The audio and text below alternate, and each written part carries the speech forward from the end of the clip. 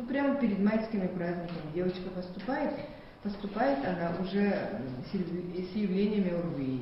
Кашляющая такая, с насморком, да, но температуры не было у нее. В общем, врач осматривает ее, да, и назначает лечение, да. Все лечение было через рот. Ну, второй день вот, персонал звонит врачу дежурному домой, потому что это вечером было, и спрашивает, ну, что делать, у ребенка поднялась температура, там выше 38.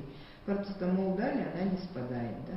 Ну и врач говорит, да, вот сделайте литическую смесь, ну, жаропонижающую, внутримышечно.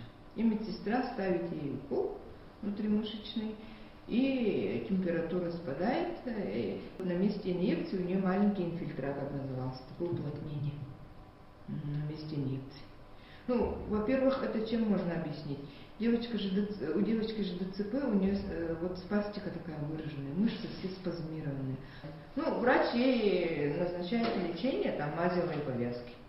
На следующий день приходит дежурный врач, видит ребенку хуже и сразу по скорой ее отправляет, ну, с диагнозом там пневмония под вопросом, именно по, ну, уже ухудшение, да, по пневмонии. В инфекционное отделение. Правильно. Вот, но то, что у нее был инфильтрат, да, но вот инфильтрат объясняется, видите, но он же не нагноился. Он не нагноился, он именно, конечно. Вот, да. У нас такие дети есть, они дают тоже инфильтрат. Вот у нас очень много таких тяжелых детей, да. И вот мы всегда вот, ну, начинаем сразу активно лечить, никогда, да, абсцесса у нас ни одного абсцесса Потом нет. это коллектив, это люди, которые работают одной семьей.